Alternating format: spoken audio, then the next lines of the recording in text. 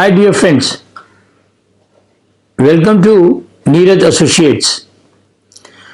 हम जो अभी तक ट्रायल में बात कर रहे हैं वो आपके एसिड अटैक पे बात कर रहे हैं। जिस एसिड अटैक में पीड़िता ने एक तहरीर दी महानगर थाने पे, उस तहरीर के तहत पुलिस ने एफआईआर दर्ज करी 6/8/2013 को, और उसमें मेन सेक्शन जो था 326A है और आईपीसी का।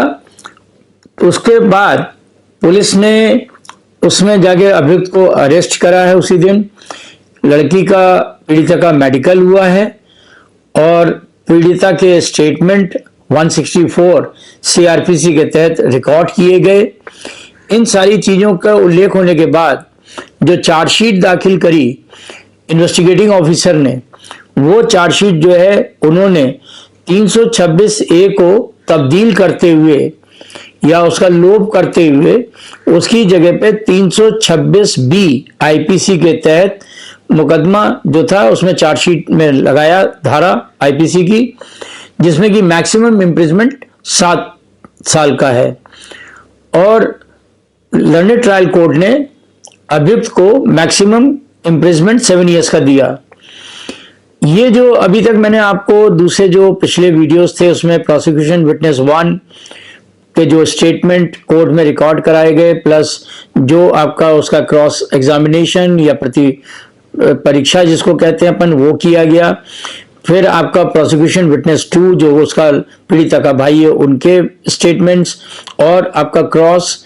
फिर उसके बाद आपका प्रोसिक्यूशन विटनेस नंबर 3 जो डॉक्टर थे, और प्रोसिक्यूशन विटनेस 5 जो आपके कांस्टेबल थे।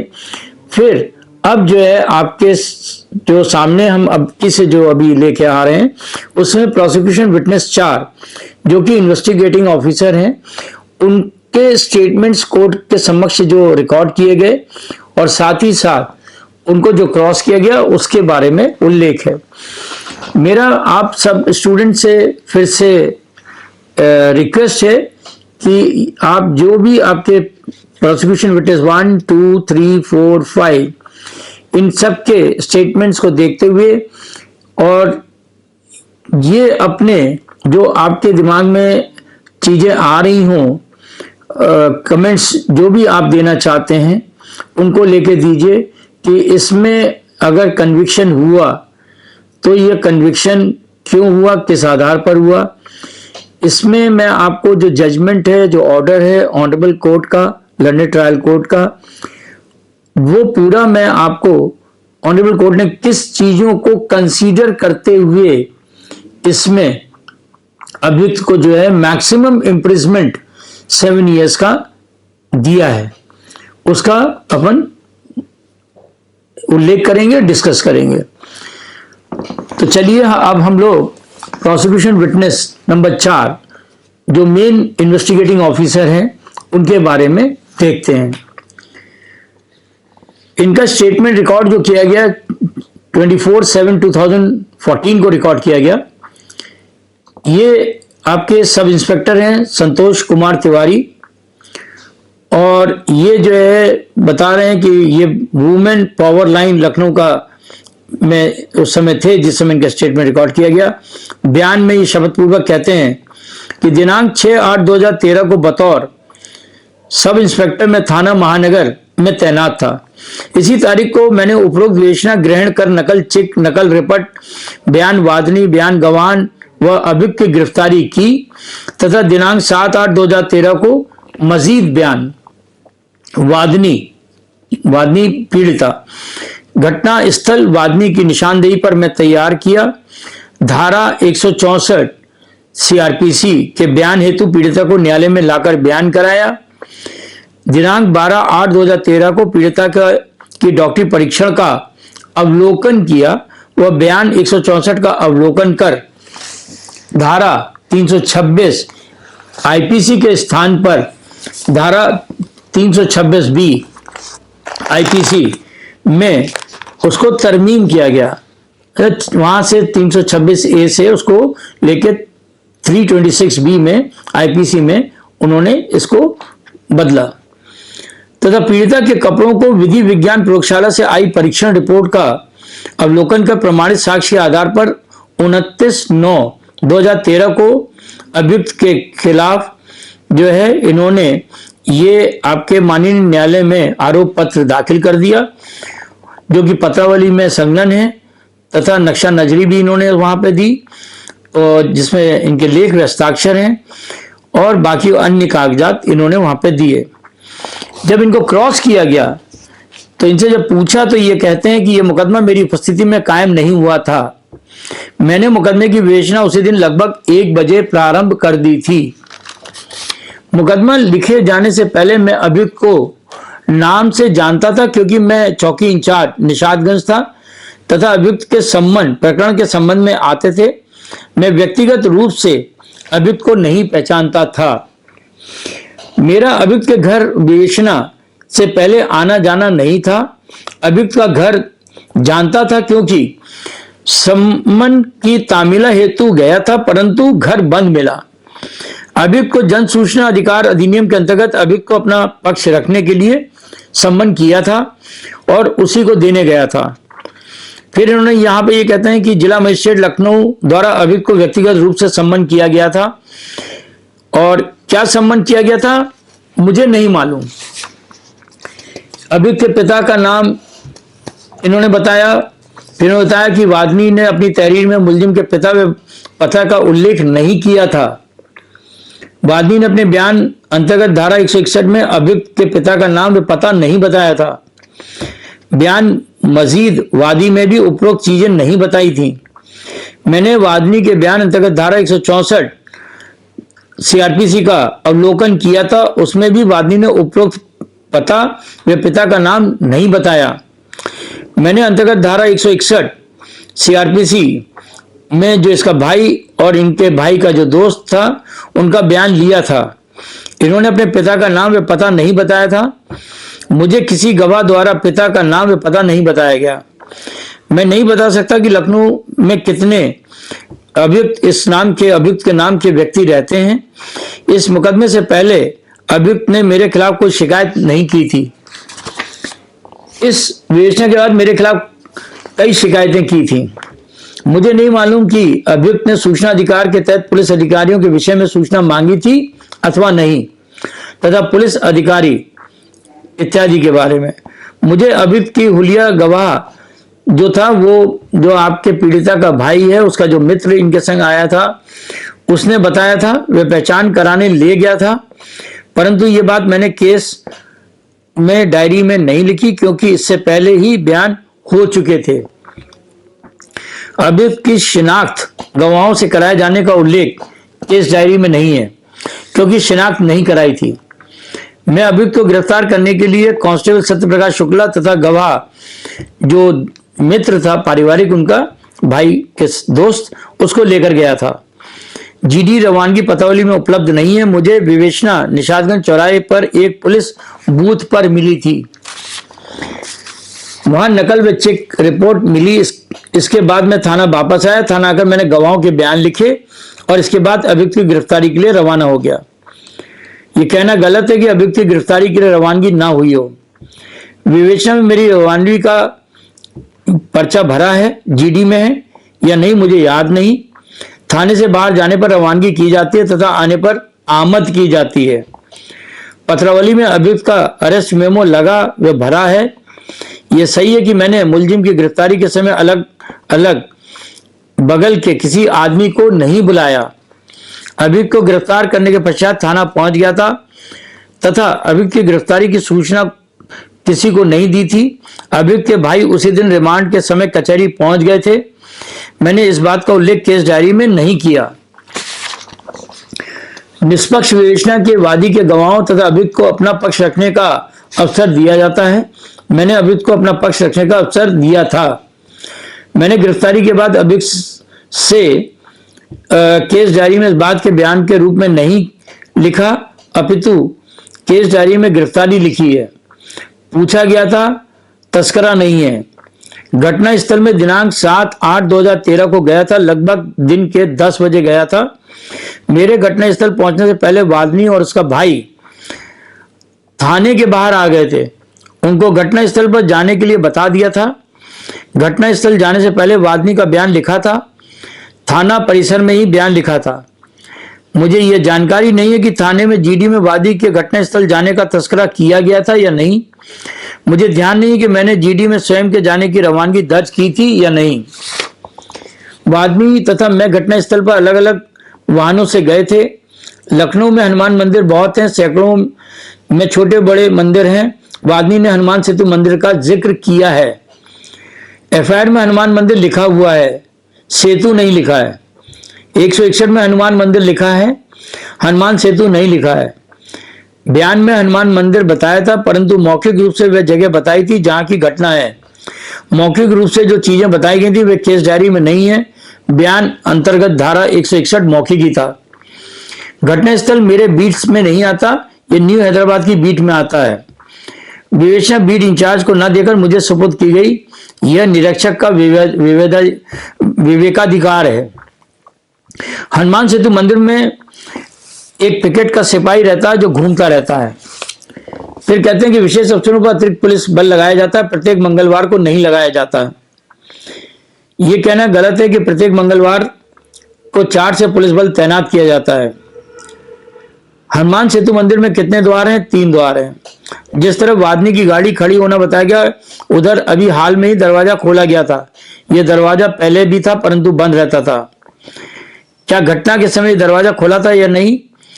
तो इन्होंने कहा न्यायालय द्वारा मना किया गया क्योंकि यह तथ्य प्रश्न है, जबकि विवेचना से है तथा घटना के समय घटना स्थल पर उपस्थित नहीं था।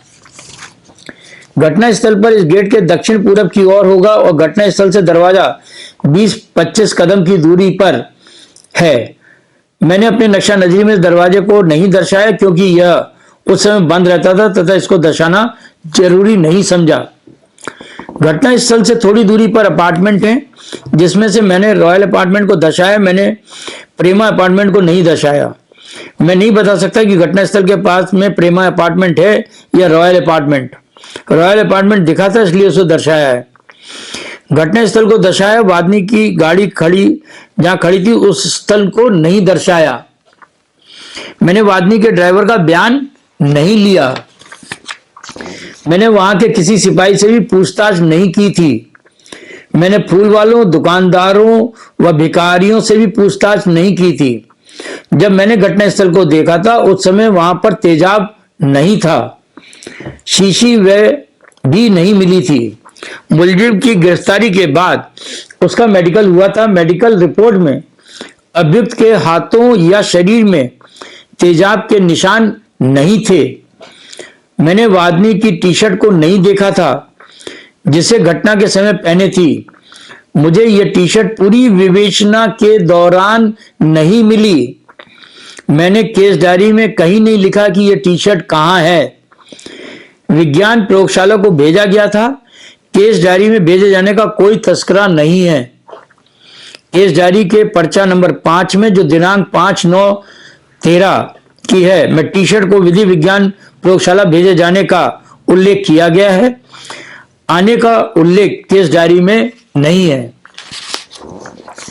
केस डायरी के पर्चा नंबर 5 में जो नीचे नंबर 2 पर विधि विज्ञान रिपोर्ट 29 में लिखा है, उसका मतलब परीक्षण हेतु भेजे गए प्रपत्रों की संख्या 2 से है। इस बीच टी शर्ट कहां रही इसका उल्लेख केस डायरी में नहीं किया गया। गवाह ने बताया कि इस बीच टी शर्ट मालखाना में रही। ये पत्रावली में उपलब्ध फर्द है जो जली हुई टी शर्ट व रंग लाल कब्जे में लेने के संबंध में है। इस फर्द में एक सिपाही गवाह है। यह फर्द ज्ञान सिंह द्वारा लिखी गई और रणवीर सिंह इसके गवाह हैं।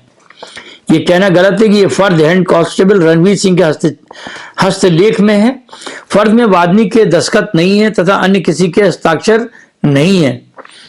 मुझे विवेचना के दौरान कोई फर्द नहीं मिली जिसमें वादनी के दस्तखत हो। यह कहना गलत है कि यह फर्द बाद में गलत ढंग से तैयार की गई है। यह कहना गलत है कि रिमांड के समय टी शर्ट न्यायालय के समक्ष आई हो और उस पर न्यायालय द्वारा अवलोकन ना किया गया हो। मैंने केस डायरी में टी शर्ट का मालखाने से अपने कब्जे में लेने का उल्लेख नहीं किया क्योंकि टी शर्ट को मैंने अपने कब्जे में नहीं लिया। मालखाने से निकालकर सीधा विधि प्रयोगशाला को भेज दिया गया। मैंने टीवी फुटेज नहीं देखा था क्योंकि घटना के समय बाहर के दृश्यों के लिए यह सुविधा नहीं थी। घटना के समय थाने का कंप्यूटर खराब था, इसलिए चेक हाथ से काटी गई थी। जब कंप्यूटर ठीक रहता है तो कंप्यूटर से ही काटी जाती है। मुझे नहीं मालूम कि इस चेक से पहले बाद की चेक कंप्यूटर से कटी हो।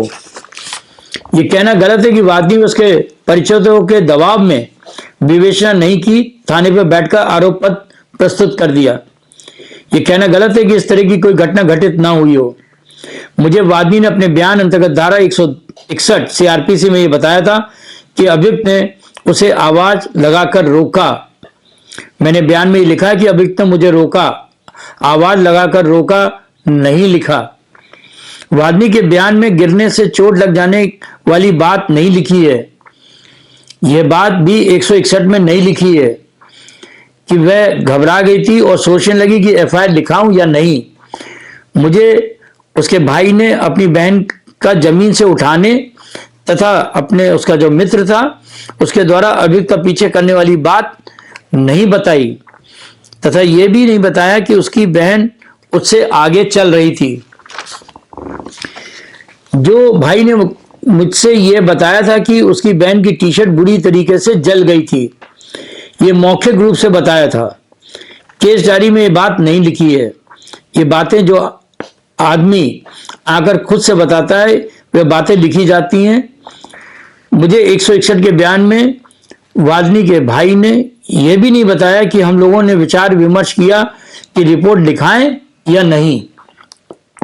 फिर लोगों से मंदिर क्षेत्र का थाना पूछा और सारी घटना बताई।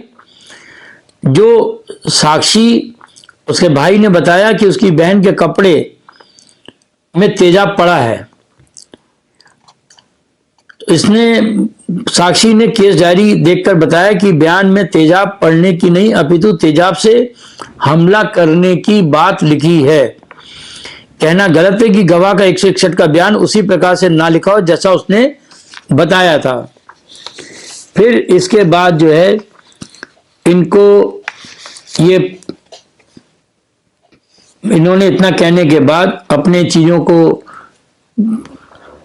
इसमें इन्होंने ये इनका मुख्य बात ये कहनी थी कि ये तेजाब जो गिरा वो तेजाब लड़की के ऊपर फेंका गया था, पीड़िता के ऊपर।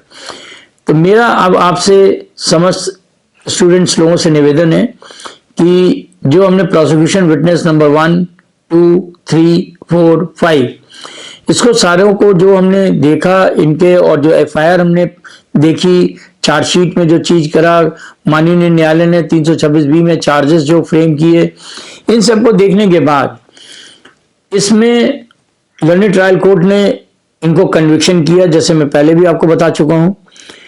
मगर इसको निर्णय को बताने से पहले, जजमेंट को बताने से पहले कि ऑनरेबल कोर्ट ने, लंदन ट्रायल कोर्ट ने क्या क्या चीजें कंसीडर करी जिसके आधार पर उन्होंने अभियुक्त को 7 साल का मैक्सिमम इम्प्रिजमेंट दिया तथा फाइन भी 1 लाख रुपए का लगाया। मेरा आपसे निवेदन है कि आपके दिमाग में जो भी कॉन्ट्रडिक्शंस आ रहे हैं इसको पढ़ने के बाद, या जो चीजें आपके दिमाग में आई कि नहीं इसमें ये अभियुक्त जो था वो बच सकता था, या कौन सी चीजें कंसीडर करनी थी, कौन सी चीजें नहीं कंसीडर करी गई, क्या और चीजें पुलिस को करनी थी, या पीड़िता को क्या क्या और चीजें बतानी थी, या पीड़िता के भाई को बतानी थी, या उसमें जो उसके भाई का दोस्त था उसकी वहां पे क्या गलतियां हुई, या क्या करना था उसको भी, और उसके पीड़िता के भाई के जो बयान थे वो इसमें आपने देखा होगा कि दर्ज नहीं किए गए, तो क्यों नहीं दर्ज किए गए। इन सब चीजों को देखते हुए आप अपने जो भी विचार आए उनको प्लीज हम लोगों को कमेंट्स भेजें, जिससे कि अपन उसकी एनालिसिस करें और आगे फिर जो नेक्स्ट हमारा जो वीडियो रहेगा वो आपके उस जजमेंट के ऊपर और उसके ऑर्डर के ऊपर रहेगा। और उसके बाद फिर हम लोग अपील की बात करेंगे, जहां पर कि अभियुक्त को ऑनरेबल हाई कोर्ट से एक्विटल हुआ और जो है आपका ऑनरेबल सुप्रीम कोर्ट से उस केस को अपील किया गया। मैं आप सबसे फिर से रिक्वेस्ट करूंगा कि प्लीज ज्यादा से ज्यादा इसको सब्सक्राइब करें और इसको शेयर करें। Thank you.